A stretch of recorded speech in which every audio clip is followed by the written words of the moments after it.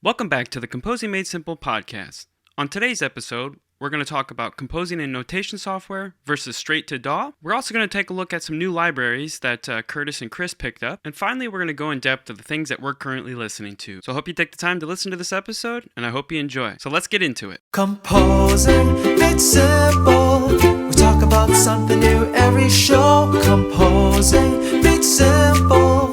Grab a coffee, have a seat, and let's go. Chris, I believe you were pretty happy to see the composing and notation software versus DAW topic. So what are your thoughts? I guess this is quite a heavy debate, probably debated a little too much actually on some forums, but honestly, my approach to composing is if I hear it in my head and I can put it down in a recorded medium, then that's all I care about. So my preferred method is straight into the DAW.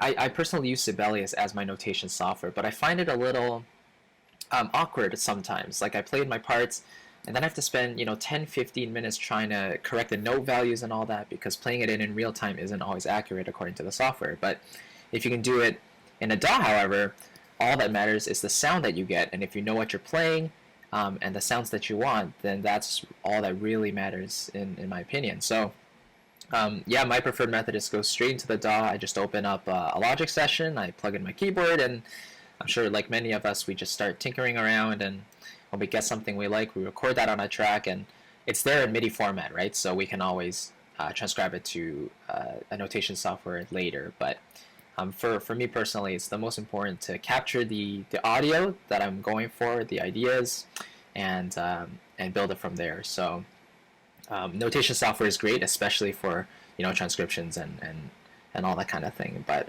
for us composers, if we're trying to get our ideas down really quickly, then I believe going to the DAW is a good option. Now, Chris, when you do that, I know, because we've talked about it, but do you ever write on paper, or do you ever sketch something out before you bring it into the DAW? I know you like to record into like your phone, right? But sometimes you record the audio. Right. Can you expand on that a little bit? Yeah. Sure. So yeah, my approach is, I mean, I used to write sheet music before I had any notation software like Sibelius or whatever, because my computer wasn't great, and I didn't really know about these programs, and I used to do it by hand, and it would take me hours, but and it was a lot of fun as well. But getting into the world of composing and seeing the world of DAWs and all that just gave me an insight into how quickly the audio could be recorded into a software, and then when I got a new phone that had this capability of audio recording, I was like, that's perfect. If I can capture what I'm thinking at this moment into my phone and sing it with enough emotion and intention, and if I can hold a tune, then I should be able to get this down and then refer to it later for just to remember things. So I personally don't write on paper anymore. I go straight to voice memos and put it in, and then later I'll go back to it, and I know what notes I was singing, so I can just play that into the piano once I get in there. Yeah. How about you, Curtis? Yeah, composing in a DAW to me is just a completely different thing. There's basically two modes of composition for me. There is writing it down or engraving it in something like Sibelius, or these days I use Dorico, and then there is writing for a DAW, and those are just two completely different sort of forks of the compositional branch for me. They very rarely overlap in any serious way. The few times that I've tried to maybe write an orchestral piece in a DAW and then go back and create a nicely engraved version of it, it's been very, very, very difficult for me. If I do not start in the engraving, it doesn't happen.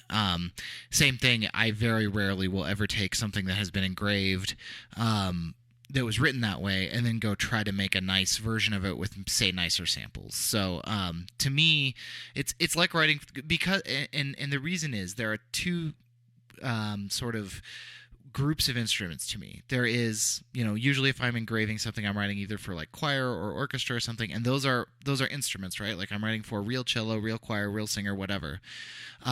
But then when I'm in a DAW, I'm not writing for instruments. I'm writing for the East-West, cello, or the 8-DO Adagio cello, and that's a completely different instrument in my mind because working with it is just so completely differently. I mean, just the way you work with articulations alone. I mean, the notion that unless you're using a super key switch patch, your legato lines for your cellos are going to literally exist on what I think of as a different staff than your staccato or pizzicato or Bartok pizzicato or whatever, right? Like all the articulations are effectively separate instruments.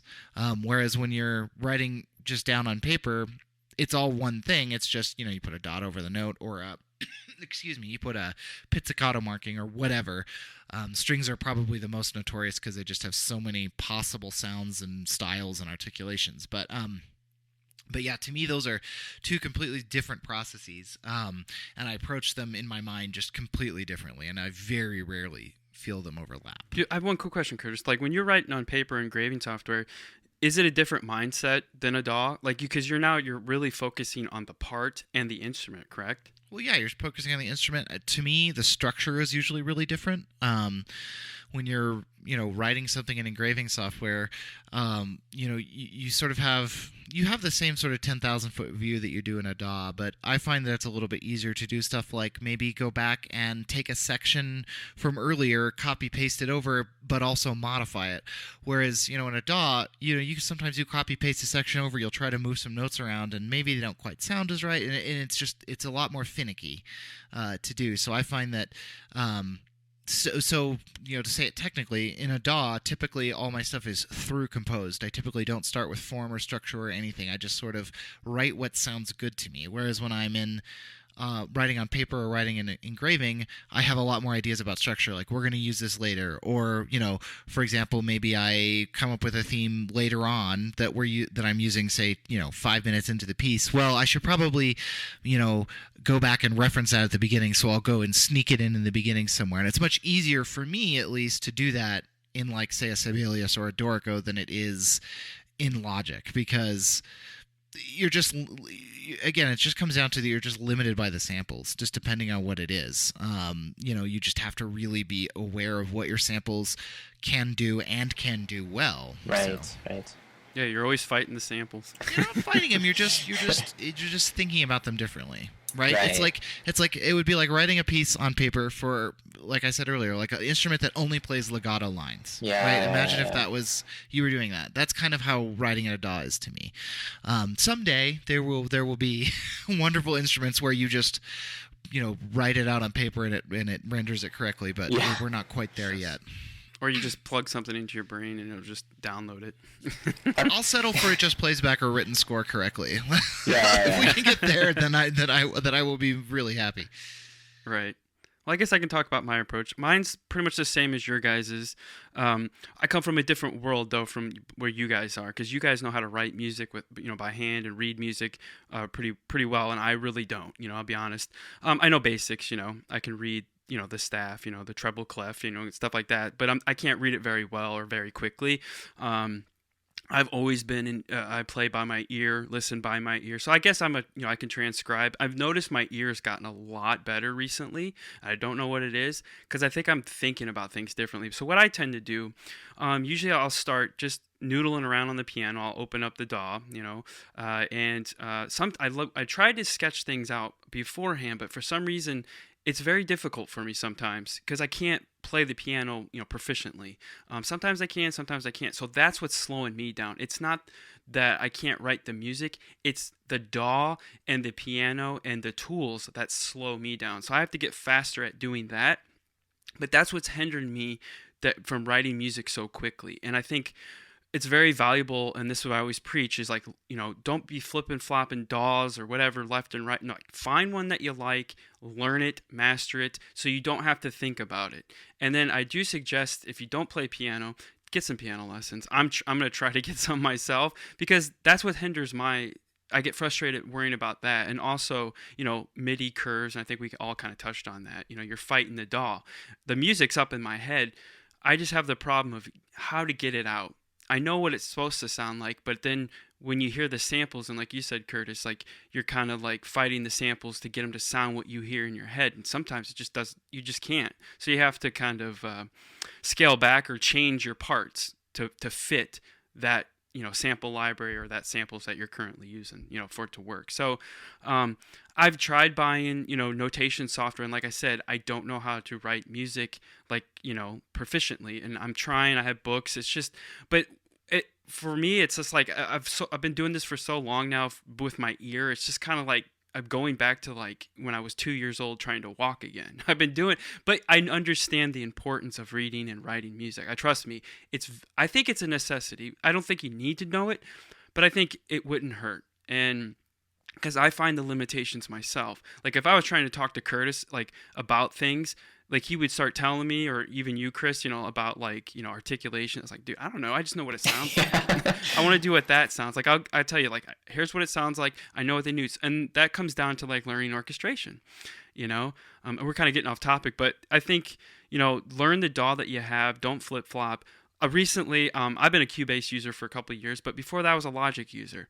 And actually I've been using Logic a lot more recently. I got back into Cubase, and my controllers just don't. I'm fighting Cubase. Like my stuff's just not working correctly. I fire up Logic, everything just works. Like I don't even have to think about it. Like I just do it.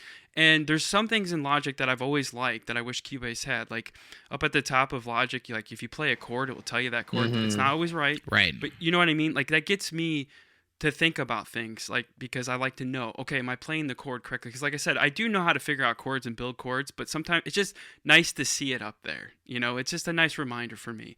And I really do like Logic's stripped down approach. You know what I mean? Like it's very clean. It's very Apple. Like if you like Apple stuff, it's very Apple interface. Yeah. You know what I mean? Yeah. Like I like clean and I don't like busy. And for me, like I love Cubase though, because there's features in Cubase I wish Logic had, like disabling tracks, But I'm actually running a template right now in Logic.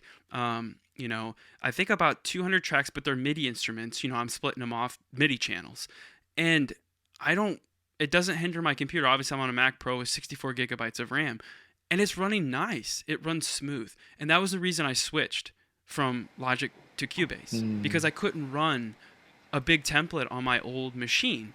And like you, Chris, like, you were hindered by your computer. And so was I. But now that I got a better computer, I could run these templates. And I've actually minimized a lot of my template.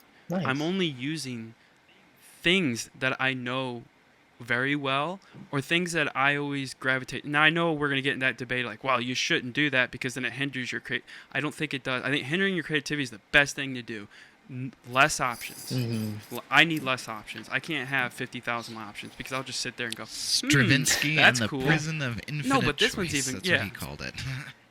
Right. So as a creative, I put these limitations on myself, and I'm pretty familiar with Logic. Like I said, I used Logic for years before Cubase. The only reason I switched is because I couldn't run it. Yeah, Logic's not a super great VST host either. It's very inefficient about the way it hosts a VST. Yeah. So, yeah. Eventually, I'll probably do a slave. I tried that with my old machine that I was using, but I was limited by gigabytes.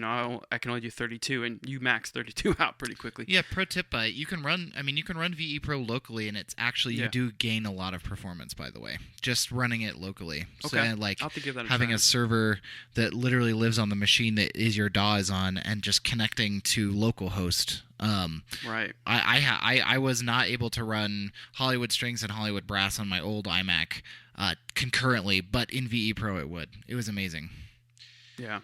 Dude, have you seen, we're a little off topic, but did you see the new Mac Minis they released? They go up to 64 gig. I'm like, dude, there you go. There's your sample server. Bam. I did. Right I did. I'm thinking about it. I'm really thinking about it. I wish that it didn't cost so much to get 64 gigs of RAM in them, but apparently you can put your own in. So maybe I'll just... Yeah, and it's a 6. I think you can get 6 core too. And it's like, dude, that's perfect. That's like the perfect slave machine. So anyway, yeah. So back to that's another topic for another day. But so I mean, what for me, I put some notes down when you guys were talking. What hang-ups do you get with a DAW? Like, what hangs you guys up? That's what I'm curious. It was what I talked about earlier. Articulations. It drives me insane how difficult it is to work with articulations, because either you're loading some sort of key switch patch or something that's like a key switch, right? Where you're using some sort of I don't want to say non-musical because you're using notes, but some sort of control that switches articulations that you then have to sit around and worry about, or you like I said, you're switching so that essentially all your articulations for one instrument are on separate staffs. I mean, that's really what it is. And that I find that just insanely hindering sometimes, because, you know, I mean, if you listen to, like, you know, just pull up like a Shostakovich whatever, and you listen to like the strings, they're constantly switching articulations. I mean, you'll hear them ya da da da da da da da da da da da da da pits or something, right?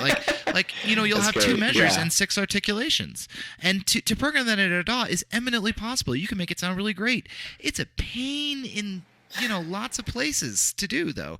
And that's to me, as sort of somebody who kind of came at it from the other side of just like, you know, learned from write down on paper for real instruments. I find it just, it's incredibly frustrating at all times. Yeah. For me personally, I started off being scared of key switch patches just because of the bad rep it got, and some people are like, yeah, key switches are terrible. I was like, okay, so I'll just, you know, do separate articulations for each, for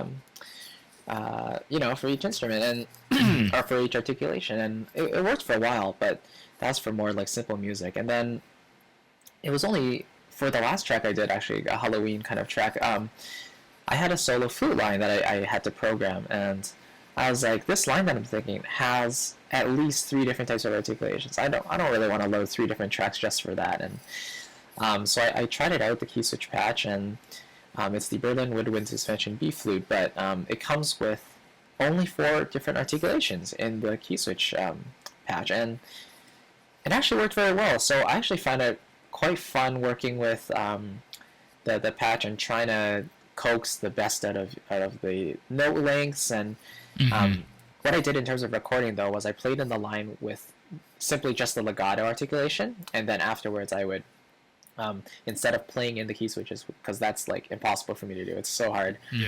I literally just inputted note by note for whichever key switch I wanted to put in, and just hearing the result was fun. But I can imagine if you're doing this for like a 10-minute piece or 20-minute thing, how tedious that could be. But so I mean, I think key switch is the best way to solve the problem right now, other than maybe there's a Logic, I don't know if it's like a plugin, it's called Ski Switcher, and it basically maps the key switches, or it's basically like expression maps for Logic, as I understand. Basically, it lets you load up either a key switch patch or multiple instances of articulations on different MIDI channels on a MIDI track or whatever. And then in the score editor, it chooses them for you. When you actually write in like staccato, it knows to go grab the staccato. I hear that that's really, really good. It scares the crap out of me when I look at like how it works. It looks super complicated. And plus the Logic score editor is like having my eyes bathed in acid whenever I use it. So I would rather not interact with it. Like Cubase, like they have expression maps. That's another feature that I really liked. But at the end of the day, it's similar to just putting in, you know, a key switch in the MIDI. You know what I mean? When you put the little note, like C1 or whatever. It's similar, but it does it for you. And, you know, you have your list of articulations and you just select it and it will, you know, then you can drop it in for a certain, like let's say you have 3 bars that's staccato, and then it switches to legato. Well, you can just put, you know, 3 bars of staccato and then drop a little note and it will do it for you. You know what I mean? So it'll put those key switches kind of, so it's nice. And also, like you guys talked about, that's my hindering too. It's trying to get those articulations from the samples, and that's where we're always going to be up against until we get, you know, more articulation, because it's very hard to replicate an instrument. You know, I mean, some of these instruments are so, you know, detailed, and it's like, dude, you just can't capture it yet. And that's what I think of very complex parts, because like I listened to classical music, you know, for years, and like you hear that stuff, and then when you have ideas, that's where you kind of relate. Well, I've heard it in a Bach piece or a Mozart piece, and then you go to your sample and you're like, yeah, I can't do that. So you got to fake it, or something. You got to come up with a creative way. And I was curious if you guys think of like a DAW is sort of similar to like the MIDI program is similar to composing in on paper, because you're technically kind of doing that, but you're thinking of it in a different way, because not notes. You're not thinking of notes. Like on a staff paper with rhythms and stuff. You're kind of thinking of little green and blue blocks on the MIDI score, and it's similar. There's guys out there that literally do not play an instrument, do not play piano, and they program everything in the MIDI editor. It's insane. I just shuddered in involuntary horror. Not that they don't read music. That's fine. But you know what I mean? Like they read the MIDI stuff. Awesome. Time and the effort. But just the time and the effort of just the tedium of just like drawing in every note. Oh my goodness. But I was curious to think, like, since you guys come from that world, I know it's tedious, but do you think that would solve any of your problems? Like that would. I think what would solve my problems is the ability. You can. So this kind of touches on what we've got in our notes here about what we're going to talk about today. You can load east-west samples into Sibelius, right? And it's shockingly good. You'd be surprised at how well it works. If there was a program where you could run the engraving software. And actually, that was your input through the engraving software. But then there was concurrently at the same time a DAW that you could then do all your DAW stuff, like what you're talking about, going in and messing with note lengths, right, and putting in modulation lines and expression, CC11 lines and all that stuff. That would be my. And I keep waiting for Steinberg to convert me off of Logic by making Dorico and Cubase the same program. I keep waiting for them to do this. I'm not sure why they haven't yet, but because that is my dream. My dream is I don't play the parts in with a keyboard at all. I just sit down. Yep. I write them in by hand. I put all the articulations in as I would normally. Nice. Everything like that, and then there's another side of it that is sort of a DAW inside of the engraving program that lets me then go in and make all those little, finicky changes, right, because the sample library doesn't. You export it. You export it from the engraving into the DAW. Well, maybe not even exporting it. I don't think I'd just be like a separate interface, sort of like what Dorico's play. I don't know if you've used Dorico. In Dorico, there's different modes. There's write mode, which is and the whole interface is designed for around writing, and then you click engrave mode, and everything switches out and you get all the tools for engraving. And then there's one called play. And when you click on play, what you get is basically it looks like kind of like a DAW. It's right, you see regions and you see piano roll and all this other stuff. It's just like a really bad simple DAW. So if play mode in Dorico could just be Cubase, I think we'd be there. But they're working on it. Guarantee it. But here's the thing. Is there a way, if we could you export your thing into MIDI? And I know there's problems. I already know the answer, but I'm just asking, if you exported all the the engraving, all the instruments into MIDI, and then imported that into a DAW, you would still have to finesse it, right? Definitely, you'd have to do MIDI. Yeah, absolutely. But does that work, or what problems? It can work. It tends to be super mechanical, right? Because you're getting. Say you have Twinkle Twinkle Little Star, right? 1, 2, 3, 4, bum bum bum. You write it in your engraving program. Everything looks beautiful. You can tell that if you gave this to a flautist, it would sound really gentle and lovely. Mm-hmm. You put it in your engraving software. You load up Berlin woodwinds or whatever, and blum blum blum blum blum blum blum, because all the velocities are all equal. Yeah. All the note lengths are exactly an eighth note or a quarter note or whatever. And yeah, you just go in and you kind of humanize the velocity, but then you have to do that for the the cello part and the piano part and the voice part and then there's some libraries that just will never work with engraving software. Anything that's loop based, most percussion libraries they engraving software sees that as, oh look, a whole note for 70 measures. That's not super helpful. So there's also things like that. But yes, you can. I have exported actually on the Starbound soundtrack, the On the Beach at Night original version track. It was exported directly out of Sibelius, and then I just went in and loaded up a bunch of east-west patches and assigned them to the MIDI, and then kind of went in and fixed things that were horrifying. So you can still hear it's a little mechanical though. So let's talk a little bit about if people are interested in engraving software, like what's out there.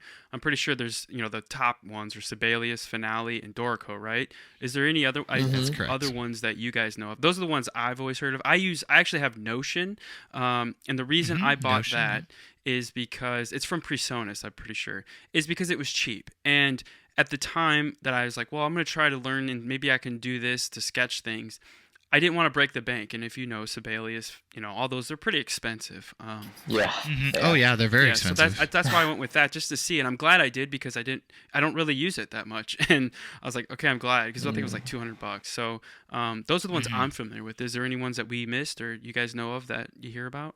I know of one called, the sheet music website MuseScore. They actually have their MuseScore, own. yeah. Yeah, they have their own little tweaker. You can also It's put free, it in right? there. It's free as well. Yeah, it is free. It's very good for how the fact that it's free. I think it was originally an open source program. It's very good for being free and being open source and sort of being kind of, I don't want to say low end, but I mean it's shockingly good. So I would recommend if people are trying to get into it, Go get started with MuseScore. It's a pretty good program. Yeah, I always suggest start with free stuff, and then once you outgrow it, then you know what you need and what you want, then do the upgrade. Don't just, unless you know, like, hey, this is something I'm going to be using for the next 5 years, then put the investment in. But, like, I always suggest starting with free stuff, and even with samples, like, look at the cheaper option, master it, make it work. I'm telling you, like, you'd be surprised how many people have used Contact Factory library instruments in professional stuff. I mean, it's more than you think. Absolutely. And I always heard from composers, like, if you really want to get into this, starting with samples, use that first, make those sound amazing. Because once you can make those sound amazing, then the great libraries, you can make even better. So that's just a little tip, but we all want the, we were like, yeah, F these Contact library things. These things suck. But, I think you're doing a disservice to yourself, because just because it sounds good out the box, and we've had this discussion actually in the Discord channel. I know, Chris, you had this conversation with somebody about that very topic, and I was reading it, and I kind of, put in there, and I was like, make sure you master what you got, because I've seen people, they just go on a spending spree, and it's like, dude, we could save you thousands of dollars. Just learn what you have, and because we talked about this many times on the podcast, but I always like to iterate this, because you get gas syndrome. It's like the shiny new object, and I'm here to tell you, yeah, it's great. And unless you really, really need it, or you've been waiting for that specific sample, it's not going to do anything for you. It might give you a new palette to play with, a new sound, but you're still not going to know it very well. And, and if you haven't mastered your other ones, you're just, you're fighting it. And even with a DAW, I mean, this comes back to a DAW. You got to master your DAW. There's YouTube videos galore. You can teach yourself basic DAW stuff. And here's something I'm really going to suggest to anybody if you haven't mastered it. Learn key commands. I guarantee you learn those quick key commands, you'll save you so much freaking time. Learn how to map your own too. Yeah. That's another thing, is that like sometimes there won't be a key command, so know how to go in. Like in Logic, there's like a key command editor, and so like for example, in mine, in the I don't even know what the window is called, but you press E and it brings up the little piano roll. Yep. I have Command Shift E set to switch that, so that I can just quickly switch to the expression lane, so that I can put the expression in, and then Command Shift M to do modulation. Just those two key commands probably save me 20 minutes a day. 15 minutes a day of just like not clicking on a menu and scrolling down. And so learn how to do your own. Yeah. So sort of going back to engraving, just a note that if you are looking to do some sort of engraving thing for your profession, like if you want to be, I want to orchestrate in Hollywood, or I want to prepare scores in Hollywood, the commercial software you should be looking into at the moment is Finale. I do not use Finale. I have never used it. It is the industry standard. People are used to working in Finale. So I just wanted to throw that in there. I know we had mentioned all three of those earlier. Finale is considered the industry standard. It is what people expect you to deliver. And musicians expect their scores to look like they were engraved in Finale. If you give them scores that look like the other programs, they'll still play them, but there will be this sort of moment of, this looks different. it's music, so they know how to play it, but it just looks slightly differently. The lines are slightly thicker or thinner or whatever. So the note spacing algorithms are, of course, all very proprietary and closely guarded secrets. But that's true. All right, do we have any? Awesome. Just wanted to throw that note in there. Do we have anything else we wanted to cover? I think I literally, learn your key commands. I was the guy when I first started. I was like, I don't need those. And then when I got into Cubase, I started learning all of them, and I started mapping my own. And I just without even hesitation, it just saves so much time. And I actually made a video on my YouTube about the 5 top key commands. Even just learn 5, the 5 basics. That. Especially making your windows bigger, resizing them, bringing up the mixer, bringing up the MIDI scroll, all that stuff, stuff that you use all the freaking time, even play, stop, back to the beginning. And also one that really saves me a lot of time is skipping ahead a bar, moving forward a bar, moving back a bar. You'd be surprised how much that will save you. Because I know Logic, I think it skips a whole 4 bar. I don't know, the default one's little different. So I went in there and reprogrammed it myself to make it just a bar. Just because you need that finesse, especially if you're doing parts and stuff. I just need to go back a bar, or need to go back 2 bars, so you just hit that. So yeah, key commands is, I think, a lifesaver if you're going to be in a DAW and, any hangups. I mean, I know for me personally, that was my hangup for a long. It still is a little bit, but I really believe, learn those. You'll save yourself so much time. But anything else? Any last tips or anything about DAWs? Or yeah, the only thing I'd like to mention is that the thing that makes working in engraving software bearable for me is Noteperformer, because once you've sat down and worked with really nice samples that have really nice recordings, it can be kind of hard to go back to the built-in terrible MIDI stuff that's just built into your computer. Noteperformer is it's sort of like a giant virtual instrument for the engraving software. It's not really samples. It kind of takes the SWAM approach, I believe, where it's actually synthesizing the sound on the fly. And it does that thing that I said, when you go in and you add an articulation in the score, it just takes care of everything on the back end for you so that you don't have to deal with it. And it sounds significantly better than almost everything else that you can compete against. And it's again, I understand that $200-$300 is not $0, but what you get for that $200, I think it's $200, is shocking. It's really very good. It's almost good enough that you can do demos for clients with it. Wow. If you want to see something really amazing, go to Noteperformer's YouTube channel and look at some of their examples. They'll play back, Mars, Bringer of War by Holst, and there are parts that sound like they were programmed using, tens of thousands of dollars of samples, and sounds really, really good. So I highly, highly recommend Wallander Instruments Noteperformer if you are working in any of the 3 big engraving softwares. Cool. Chris, anything else? Honestly, I've only, I think I've only ever used Sibelius, and even for the most basic stuff, it wasn't the most intuitive to learn off the bat. I mean, even today, I still have to look in the help menu and stuff. But for ever since they went to that ribbon interface, Sibelius is kind of difficult to use. Maybe it's a sign. Maybe for now it's calling. Well, we'll see. Dorico. No.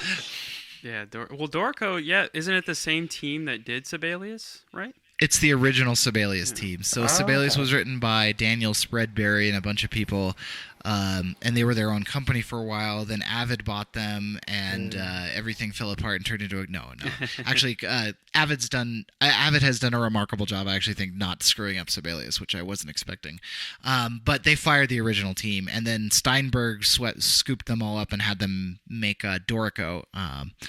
I really like Dorico. It's definitely not quite to the, there's not every little tiny thing you could possibly want to do like there is in Sibelius and Finale, because, Sibelius is on version 8, I think, now, and Finale's been around since the 80s. So, every little thing you could ever want to do is available in those somewhere, because they've been features that have been added over years and years and years. Dorico has most important features, but it can't do super avant-garde scores, and it gets a little hung up by some very specialized techniques, but I really like it. It gets rid of a lot of the BS that you have to deal with in the other ones. Like I for the lifetime that I used Sibelius, I was always like, why do I ever have to stop things on the score from colliding? Like, I feel like this is something a computer could fix for me. Well, it does in Dorico. Nothing ever collides because it just moves it out of the way. It's sort of like magnetic layout, but better. Anyway. Right. I just wanted to mention somebody that I've watched on YouTube that actually uses engraving software. How do you say his last name? I know you guys know who he is. Berthum? Yeah. Anyway, Yeah. I'll put a link in the show notes, but like check out his stuff because he writes straight to the engraving software first, and it's really like I've learned. I just like to see the process of how somebody does it, and he's really good at it. And then he usually takes it, into a DAW. But I think he actually has some pieces that are straight from Noteperformer that Curtis was talking about. So I'll put his link in the show notes and just check him out. And he's a really good composer. That's a really good workflow. I would be really worried I wouldn't be able to render my stuff I had written down easily, but I guess. I know what some composers do is they do it in the in the engraving software, and then they use it like sheet music, and then they just play it in. I know Michael Patty does that. They just program it in. He does that sometimes in some of his videos. Yeah. So then he just programs it in because then he doesn't have to think about what he's composing. He's just basically inputting data at this point. So I think Curtis, like maybe that would be your thing, but I understand the pains of mocking it up. I've actually tried that before because I've tried to mock up, like I have some concert music that I would love to have better synthesized renderings of to show to people, and I've tried that before, and I again it comes back to like you have a line where there's some either articulation switch or something like that happens, like a lot of it, and it's just like you spend 2 hours on 10 seconds of music, and I'm just like, well, I could have just composed this to the sample and then I would have been done now. Well, I mean, it is what it is, and I mean, I know I said fight the samples, and you really are. I mean, because they don't do every articulation, especially like strings. I mean, strings is strings is where it really falls apart. It's shocking to me that our string libraries are as good as they are. No, they are, but you know what I mean. Like I'm a guitar player. Trust me, there's so many sounds that I can get on a guitar. Like sometimes if you do stuff, people are like, is that a guitar? Yeah, it is. And there's just so much delicate and noises and things, and especially with violin, all the string instruments. It's crazy, and how to capture all that. We're getting there. I mean, think about it. Maybe in another 10 years after somebody starts, capturing all this stuff, you're going to have a collection, but you're going to use 50 different libraries to get that one sound. And well, that's the thing is that like every time I'm doing it, I'm just like I went on a rant on this the other day on stream when I was streaming something. I was like, we have a way of switching articulations that has been around for hundreds of years. It is called a staccato mark. We have a way of telling a string player to pluck the string instead of bow the string. It's called writing pizzicato in on the score. Like this exists, and I think that's where my worry is that we're never going to get quite there back to that, because so many, and this is why I worry a little bit. Like, I don't think there's anything wrong with not knowing how to read or write music if you're making great things. I think that's great. You should make great things. I don't want to discourage anyone from doing that, but I encourage you to also learn the way that it's been done for hundreds of years, because it was really good. Right. It was really, really good. We had it down. It was very efficient. A person in the Baroque period could write, a concerto. Like that's amazing considering that they were doing it, by candlelight with a quill. Yep. Like we fixed most of these problems already, and we're sort of now figuring out how to rediscover them electronically. And I would just like us to get back to something that's that efficient and not avoid doing so because most people who use samples, don't care about string bowings, right? Like, well, they don't know how to care write about string bearings, because you know what I mean. They're just listening to a sound. Like me, samples work for me because that's how I've always composed music, by sound, by my ears. And you're different. Like you compose from. And I don't want to discourage that either. It's like I don't want to sit in here and be like, these people you're terrible, Todd. That's not. I am, Curtis. Damn it! I'm trying to say. Go to Amazon, buy a cheap version of like Samuel Adler's Techniques of Orchestration, and understand what your samples are trying to mimic, Right. right? They're trying to get to this thing. Because if the market keeps going the way that it's going, we're just going to end up with everyone using phrase libraries. That's what it, dude. I'm telling you, forever. that's the future, man. And I think Spitfire is the one that's kind of pushing it. And we're going to talk about Spitfire here in the next section. But and I just want to say one thing because Curtis can relate to this. I think VSL and East West kind of solved these problems beforehand because they made libraries for real composers, right? You had to know how to write for these instruments, and that's why people don't like Hollywood. You know what I mean? Like they don't like East West because they're very hard to program, and you. Yeah, every time I see a rant on VI Control of somebody complaining about how many patches for strings there are in Hollywood strings, I don't want to get super mad, but I'm just like, dude, have you seen a string player? Like, there's like 17 ways to bow. Yeah. Like, you can bounce it off, you pull it across, you can do it differently, you can put in mutes. I mean, there's like 40 ways to do this. That's why there's right. way. It's that kind of thing that I find just so frustrating. Yep. But I think that's the future because like Evo strings, like you just hold the button and they kind of evolve. They're cool, they're great, but. And I think we're moving into that territory where it's like the composer, like what you do, Curtis and Chris, like you guys, engrave and, write music. It's kind of going out. It really, I mean, we just have to kind of say what it is. It sucks. I'm the type of guy, it's like, I want to know how to do it. I think it's the coolest thing ever just to sit down in the romanticized version of it's like I'm gonna go to a cabin with my piece of paper and just sit down and write music and I don't need a piano, I don't need an instrument, I hear it in my head and I know how to put it on paper. It's nice to have a piano, but like back then most composers didn't need an instrument. They had one, trust me. I think we romanticize a lot of this stuff, like Mozart, he just like listened to something and wrote it right down. BS. I guarantee you, he slaved over stuff. The one exception is Mozart. You're probably talking about like maybe. No, dude. Mahler. They found works of his that he had to redo. Obviously, at a certain point when because he did this from 4 years old, probably whatever. Well, yeah. I mean, he Mozart's weird. The point is that Mozart is the exception. But do you know what I mean? Like he did it so much, like of them, he just. Right. After a while, like if you transcribe music. After a while, you will pick up the patterns. You will just see it, and you'll just go, "Oh, sure. I bet you it's this. I bet you it's this." You just get to a point, and you got to remember, they lived in a different day than we live in. They had the time. Like, think about it. Strip all the technologies and Netflix and phones, and you know what I mean. Trust me, you'd be bored off your, you know what, and you would have nothing. If you love music, you would literally could spend hours doing it and mastering it, and that's what these guys did. So we just live in a different. Well, they also had the benefit of having their stuff performed by real people every time they wrote something. That's true. So they could go, if Mahler's Mahler's a conductor, so he's sitting there, seeing it, right, like in orchestra rehearsals for multiple hours all the time, right. You're talking like 8 hours a day, so he's got a really good knowledge to start. But then when he writes something, they actually perform it and he can hear the results, sort of a lot like what we have now, where like you write a line. It's a miracle, right, in a DAW that you write a cello line and you get to hear a pretty good facsimile of what real cellos would sound like doing that. It's amazing, and that's what they had. Whereas today, you write something down on paper and you hand it. You might hear the Noteperformer version. You might hear the really crappy MIDI version if you're using that. But that's probably the only time you're ever going to hear this piece. So that's another challenge, I think, to the learn to write. Well, why? I'll never hear it. I agree, but just do it anyway. I promise. I mean, Chris. I know we're getting way off topic.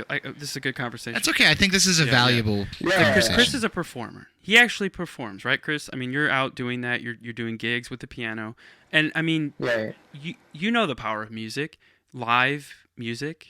I mean, there's just something. You could take a piece. I guarantee you, if you mocked some piano piece up and played it, and then you played it right after on the piano, I bet you would get two different responses from an audience. Do you think so?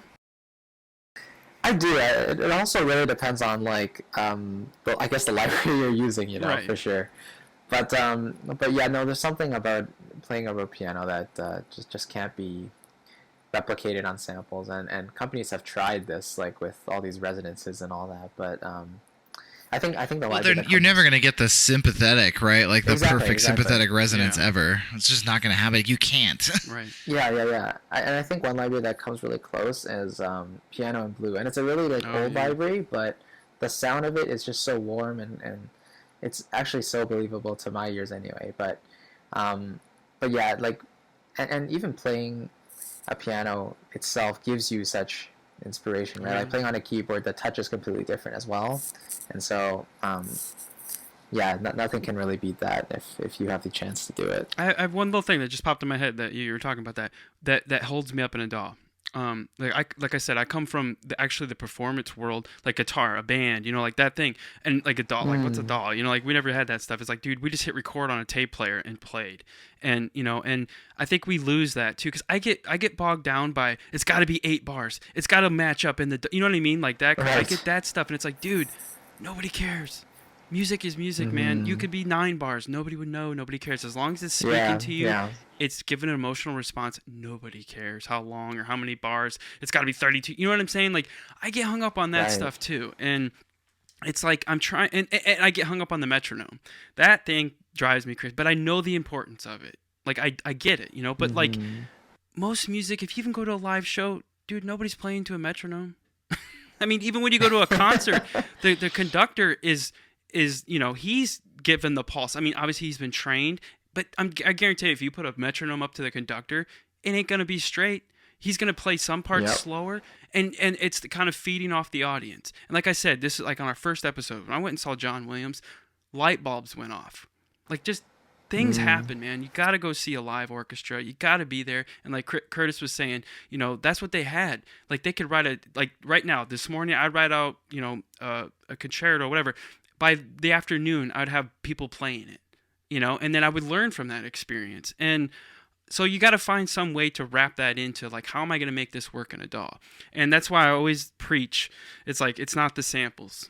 It ain't the samples. It's you. It's the music. It's the motion. And because I've heard sample stuff, like there's some stuff I go, man, that almost sounds real. But we know because, we're in this every day. But your audience doesn't. And you always got to remember who you're composing for. Now, if you're composing for people like us and a bunch of people that write all day, yeah, they're going to rip it to shreds. But if you're just composing it for a score, a film score, they don't care. And half the time, they're not even going to hear the music. You know what I'm saying? It's going to be turned down in the damn mix anyway. So don't worry about it. I think it's just a hang-up. So, I mean, yeah, that's another hang-up I have. It's all the technicalities that I have to do just until I produce a note. You know what I mean? Right. And that's what stifles my creativity as well. And that's why I want to learn how to write on music in a DAW or an engraving software, because I see other guys like do it on YouTube, and then it makes sense in my mind. Like, yeah, I would write it all out beforehand and then just bring it in the DAW and play it, and I'm done.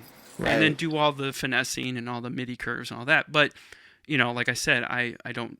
That's not how I play. That's not how I do stuff. So it to throw a wrench in there at this point in the game, I would see if I had the patience, but in our world, it's tough, man, and it's really tough. And I think that's the battle. But that's why I harp on find a DAW you like or that and just stick to it, learn it, master it, and just worry about the music. Okay, so now we come to the part of the podcast where we're going to highlight a couple of new releases, some sample libraries that we've got our eye on and we've had some experience with.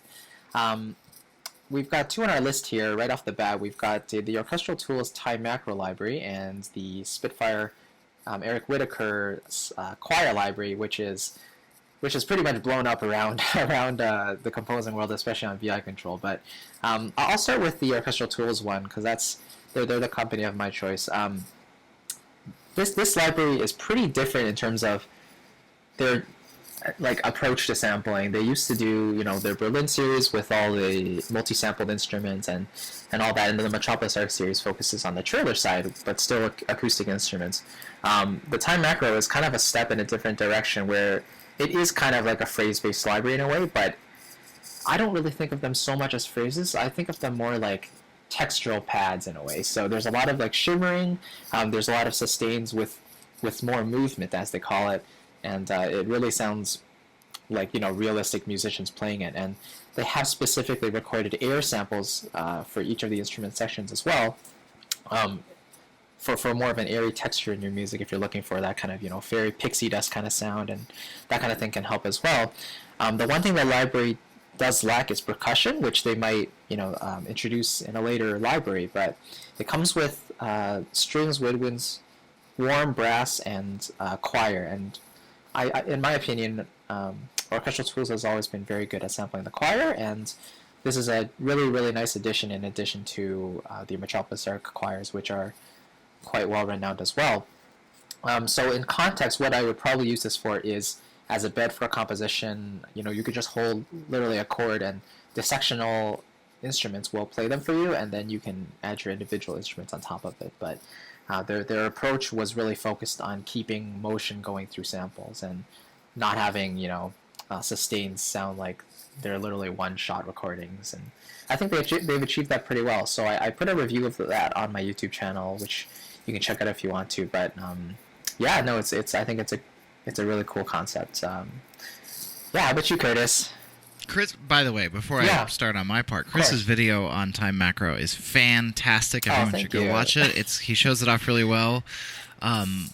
It sounded so good. It was sort of, I think I commented on the video that it's got this really nice, almost like John Adams-y sound in so many of the patches that is such a great, accessible sound that I'm surprised has not showed up in sort of the cinematic or commercial world. So, get on the front of this trend because it sounds really good. So don't worry. It is a really beautiful about in idea. 6 months.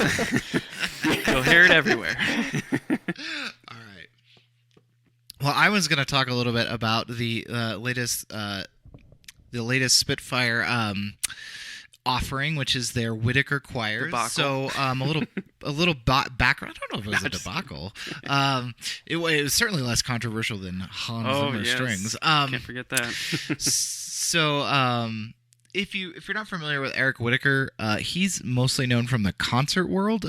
He does so. If you sang choir like in high school or college between the years about, I'd say maybe like 1998 to about 2005, it's almost impossible for you to have not run into Eric Whitacre's music, because he kind of just took over all choral concert music there for about a span of about 7, maybe 10 years. He's really known for these really a very specific choral sound that's built around a lot of interesting techniques, a lot of clustered chords. So where say you maybe have C, D, E, F, and G all being sung together right next to each other in this cluster. Really slow legato, just serene, beautiful, otherworldly choral music was sort of how he got his start. Now, I'm sure that if he were here sitting in the room with me, he'd be like, hey, I write other stuff besides that. And I would be like, yes, you do, but that's what you're known for. So that's kind of his sound, or how he sort of burst onto the scene. So this was sort of Spitfire kind of taking that approach of choirs. How do we replicate that? The other thing to know about Eric Whitacre is that as he grew in popularity, he eventually formed his own singing group called the Eric Whitacre Singers. And it's a collection of, I think, mostly British choral singers. It's basically a chamber choir. I think there's only 2 or 3 people on each part, SATB. So the ensemble size of Eric Whitacre's ensemble is very small, and that's what they sampled, I believe. From what I've seen in the Spitfire videos, they keep referring to the singers as the Eric Whitacre Singers, so I'm assuming that is his group that they sampled. They are some of the single best choral. They're probably one of the single best choral groups in the world right now. So you're definitely starting off with some really, really good quality stuff. So I've been waiting for this library for like 900 years, because I think Spitfire announced it approximately at the end of the first glacial period. So it's been a while since they sort of started teasing it, and it's finally out. I love it. I would caution everybody, it's kind of the same as Hans Zimmer strings in the sense that this is trying to go after a very specific style. It's not everybody's style. It's not going to blow the roof off your epic trailer tracks. I think there's plenty of epic choir music samples out there. That's great. Those are wonderful. These are not necessarily those. You could probably make them work in that context, but it'd be one of those like, I'm kind of fighting the sample. I'm having to, compress it or blow it up or double it or whatever. This is a much more intimate sound. This is more along the lines of, it keeps getting compared to 8DO Silca, 8DO Insolidus. I think there's one other one, Dominus. I can't remember who that's from. Yeah, it keeps getting compared to those because I think those all kind of have the same approach where they're trying to kind of make more. They keep calling it the Nordic sound. I think that's because there's been so many, I don't want to call them Eric Whitacre alikes, but we're going to. Eric Whitacre alikes coming out of Sweden and Norway since, Oyo Kaleho. There's another one. I can't remember his name. There's been a bunch of other concert composers that have sort of taken that style and kind of extended it. So it's kind of, I guess that's why they call it the Nordic sound. It seems like kind of a strange sound title to me, but nevertheless, I think it's a really wonderful library for what it's trying to do. I think it's going to be very useful for a lot of people. Again, don't try to make your giant epic trailer track with pseudo-Latin, screaming behind it with this. It's not for that. It does not have a word builder. It's all just ums, oohs, ahs, all that stuff. There's a few special effect stuff, Evolutions. patches in there. Yeah, and it does have, and yeah, that's the next thing, is that I was talking, they have like ones where the people are all going or something, strange noises. Okay. And then, yes, they do have the Evo grid where there's like which in this case I think works really well because it's not phrases. It's just a sound. So like it's all the singer singing, say, middle C, but they're, it's being evolved in a specific way. So it's kind of phrasey, but you could make your own composition that no one else could out of it because each of the notes is sort of evolving over time in a specific way. That is also, I would say, another interesting place where sort of having this be not just a choir library, but the Eric Whitacre choir library is really interesting because obviously Eric Whitacre is there conducting those little mini performances that are then assembled in the Evo grid. If I had to sort of gauge the Evo grid idea where, like you said, you kind of hit a note and something cool happens, this would be my preferred way to do it in the sense that you can make your own original music out of it. It's just a note that transforms, right? So you can build your own chords, you can build your own melodies out of it. I don't think they have any transitions ones where there's like legato, but you could, sort of use the long patch there to kind of make a melody. I have already used an Evo grid in something, and I found it to be very flexible and useful. So this is definitely, from me, one of the, this is, you sort of have like good Spitfire, bad Spitfire, I feel like from Todd here, like there's libraries he loves and approaches he hates. This is definitely good Spitfire. This is good Spitfire. So I think it's a wonderful library. It really feels like the best, or one of the best non-epic choir libraries, if you know what I mean, right? Because there's so many epic ones, and this one, it just takes a completely different approach, and it's so calming and soothing, and it just seeps into your ears, like it caresses you. That's what Spitfire does very well, though. They do that texture, Evo, because they have the string Evos, Evolution, and stuff, which I own, and I do like. They do master these very, very well, and like Curtis said, you could make it your own, and you're kind of using it as a sound. Like, let's say you're using a choir as more like a synth patch.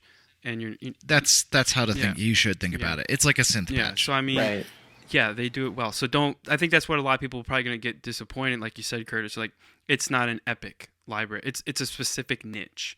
It's like really what it is. But you could probably find ways to use it in a different way that maybe they didn't think of, and that's what creativity is. But I just want to mention here, they also did release a labs version of Choir Yes. that are taken from this one. So if you don't want to jump right into the, expensive or whatever, there is a Labs version. So go check it out. We'll link it in the show notes. So check that out and see if you even like it or if it's in your wheelhouse. I like that they're doing. And listen to some of I think the demos and the walkthroughs on this one are very clear about what it is too.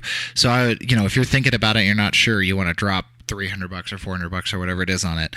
Go actually watch them because you it is now. The introductory pricing ended today, didn't it?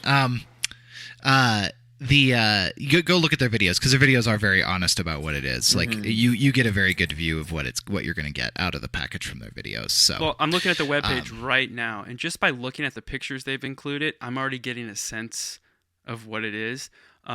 They're like showing this. It looks very Nordic landscape. It's kind of like.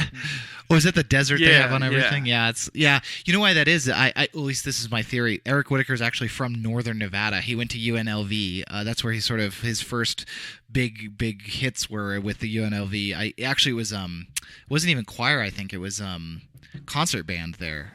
So I'm wondering if that's Northern Nevada that they've photographed as sort of a homage to his background. It does look like it. It probably is. But yeah, so I mean, definitely check out all the videos on their YouTube. I love that they do that. That they actually show you and they talk about where the best case scenario is to use this or how to use it. I do applaud Spitfire for that. Like I said, I don't hate Spitfire. I really don't.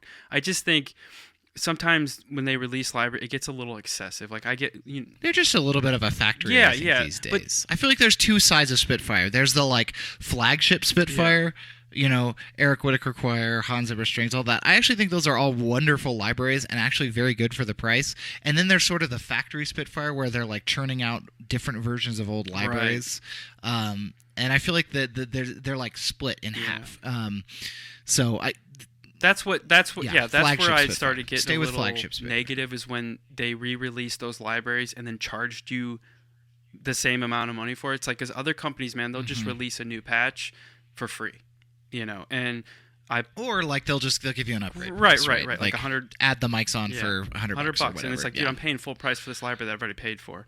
That you're not changing anything. You're just adding new mic. It's like that's where I kind of got a little. It's like okay, sure. But like I always said, like Spitfire to me is like the Apple of sample libraries. They charge a high premium, and they want that, and I get it. And they do really do well. Really good stuff, and I love their layouts. It's very clean.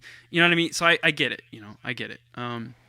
But anyway, I like their new. I like their bespoke VST that they're using now. They're not using Contact right. For Yeah, these. their own proprietary. And I really like it. It's very minimal. Yep. I complained in my little overview video of Eric Whitacre Choir that I would love to be able to actually turn the volume down on their legato transitions, but there's no knob for it.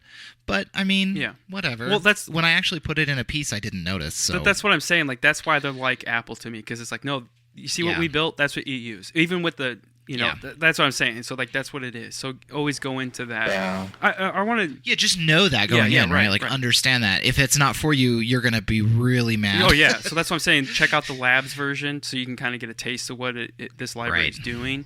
And definitely because all the lab stuff is in their new VST, right? None of it's in Contact anymore. So, is that why they reopened it? Okay, so. Cool.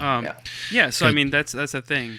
I wanted to detour just a little bit. There was something that I saw it happen in the Discord channel. I think Chris and Curtis, you guys saw it, but don't get the salesman marketing stuff. Like when you listen to the samples they provide on the website with the tracks, take that with a grain of salt.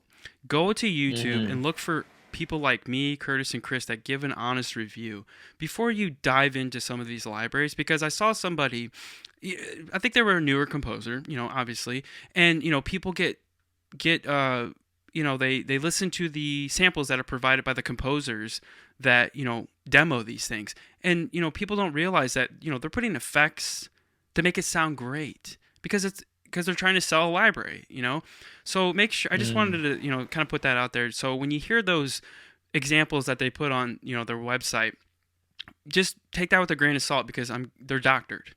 That's not what it's going to sound like out of the box. Sometimes they really do put stuff that, that's exactly what it sounds like. So just, kind of keep that in mind. And I just, I'm not trying to promote me, Chris, or Curtis, but definitely look for composers that are doing what we do on YouTube and look for those honest reviews because usually they do provide, like they'll just like me. When I do a library review, mine are kind of not like what some people do. Like I just play it right out of the box. Like here's what you get. This is what it sounds like. Now you make the decision. Yeah. And I know some people put it in a context of a song and stuff like that's great, but you're missing the point because now you're. Well, I think it's good to do both. Right. I think it's good to show people this is what it sounds like out of the box. This is what it sounds like when you mix it in with things. Because a lot of company stuff. And I found this initially because like Hans Zimmer Strings was the first Spitfire product I ever bought, and out of the box it sounded amazing. And then when I actually tried to mix it with stuff, I had to kind of learn the ins and outs. That's where I had to learn the ins and outs, was actually the putting it with something else part of it. Probably because of their approach to having 24,000 mics on all articulations at all time. Yeah. That's probably why. By the way, they have gotten better about that with Eric Whitacre Choir. Each section has a mic like soprano, alto, tenor, bass. As you're going through the mics, one of them is called soprano, and you could just turn up soprano, and it's a pre-mixed version so that you don't have to go through and like mess with it, but then all the other ones are still there. Anyway, so they've gotten a little better about that. But the biggest, speaking about like demos that sound a little bit different than the library, my personal biggest offender in this regard is actually 8DO, because they actually have a real live like magician on staff who makes all the demos. His name is Troels Foreman. Yes. I do think he is actually like he is literally a musician. I think he goes and does some sort of alchemic process because his demos are always light years better than the actual libraries. Not that they make bad libraries; they make excellent libraries. But man, I see the gap there as being really big because I don't know either. Maybe it's because he made the library and so he knows it so well, or I don't know what it is. But if you listen to a Troels Foreman demo on 8DO and then you go actually mess with the instrument, you're like, what are you doing? So I don't know. I don't know if he just has like a magic wand or I don't know. So, but that's my personal biggest offender right there. Yeah. Right. Yeah, I was going to mention, like, on the flip side, and we should use those demos for inspiration, that what is absolutely possible with the demos, but just not to get fooled into thinking they might sound like that out of the box, right? So. Right, that's a good point too, because when we talk about like learn your samples, chances are you can't make the demo out of the box because these are the people who literally know every sample in the library. Like they know what the little file is called deep within the NKI where they to use here. So like that's why it sounds good. To program it correctly, and that's another thing. MIDI programming. That's what will make or break a library. If you don't know how to program it, it's going to sound garbage. But if you know how to program for it, that it's something that I've always wanted to step into doing a series, but it's kind of difficult to do. To break down like East, West, Spitfire, like individual libraries, and how to program for them. But I think it'd be easy, not easy, but it'd be kind of difficult to do a little bit. But it's something on my list to try. Yeah, it's like an art in itself, dude. I mean, that's the thing. Like, well, and like it's just like it's things like I was making a template the other day on stream. Like I was trying to make a new template for myself, and one of the things I was doing was in 8DO string libraries, their expression and volume controllers are switched to what East-West are. They're literally the opposite. And so like I was like, I should go through and switch them all in Contact so that they're the same. And when I did that, it sounded a lot better. It's just stuff like that where like they use opposite controllers. Right. It's like, how would you know that unless you owned both libraries and had spent thousands of dollars on them, right? I mean, it's like, how would you know? You wouldn't. Sometimes modulation is volume, sometimes expression is expression, sometimes expression is volume and modulation is expression. It's just like whatever they want to do. And sometimes they use some bespoke, CC 118. It just depends. So cool. Yeah, I don't have anything else, Chris. Yep, no, that's it. Cool. We got it, I think. Cool. Thanks. Yeah, I think this is good. Awesome. So for our last little segment, I promise it will be a little bit shorter. We're going to talk a little bit about stuff we're listening to, and the stuff that I wanted to really promote was I don't know when he released it, but Thomas Bergerson, he's a guy who works with East West a lot. He's one of the two of Two Steps from Hell with Nick Phoenix. has a new album out, and I think a lot of it is sampled instruments because he typically does make his own bespoke libraries and uses a lot of sample instruments. It's called American Dream. It is out on, I believe I've seen it everywhere, iTunes, Spotify, etc. It's a really cool album. It's one of these ones that he does where it's like basically a 40-minute orchestral work.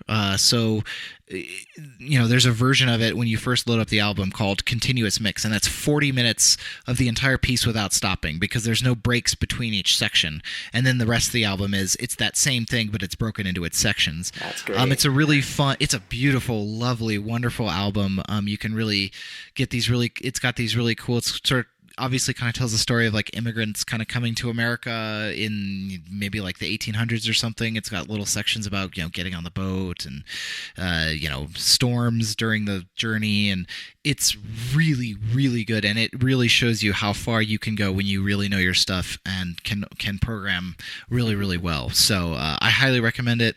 Everybody should go check it out. Cool. Awesome. I'll go next. One of the musicians who really just brought me into appreciating music and acoustic music in general was Michael Bublé, and his arrangers are top notch. And pretty much every one of his songs I've listened to at least 5-6 times for the arrangements alone.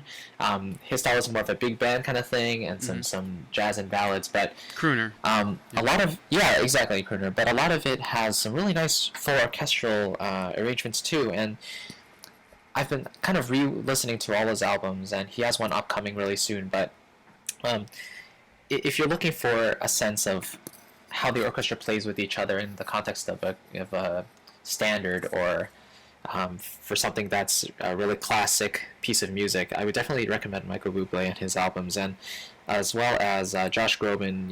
They're good friends, and they're both really good singers. And Josh Groban just released his new album called Bridges, so I've been listening to that, and his arrangements don't disappoint either. So it's really cinematic music. It's really beautifully orchestrated, and just to learn how the harmony works, the counterpoint works between the instruments, and just arrangement tips in general. You can get so much just by listening to these things. So those two artists I do recommend, especially the more recent stuff. Cool. I'll go next. So I've had it kind of similar to Chris. I've been listening to a lot of Glenn Hansard, or I think I pronounced that. It's Hansard. Rhythm and Repose is the album. It just there's one song, You Will Become, Maybe Not Tonight. It's kind of, I've been gravitating a lot towards like singer-songwriter kind of things, like a guy that just like, the lyrics and stuff speak to you, but then the music is the back, kind of like Michael Bublé, similar. Yeah. I've been finding myself like gravitating to that a lot lately. And that's what I've been listening to. And Les Paul, so some old kind of, jazz kind of beat, kind of stuff. And so I've been kind of going back to my roots of guitar playing. And I was listening to Uli John Roth. I don't know if you guys know who he is, but he used to play in the Scorpions in the 70s, and then he broke out into his own thing. He basically does orchestral music with a guitar kind of thing, or he'll play with. He did, it's called Metamorphosis. This was, I think, in the early 2000s, but he redid Vivaldi's Four Seasons, and he played the guitar lines. Like the melody lines on guitar, and it's really cool. It's similar to like Yngwie Malmsteen, but Yngwie's more like Paganini, but Uli John Roth is more like very symphonic, and it's really cool. Definitely check it out. I've been kind of going back more to guitar stuff. I've been playing a lot of guitar lately, because I kind of fell out of it, and I've had a very interesting year, as I've spoke about, many times on the podcast, and I kind of fell out of writing music for a while.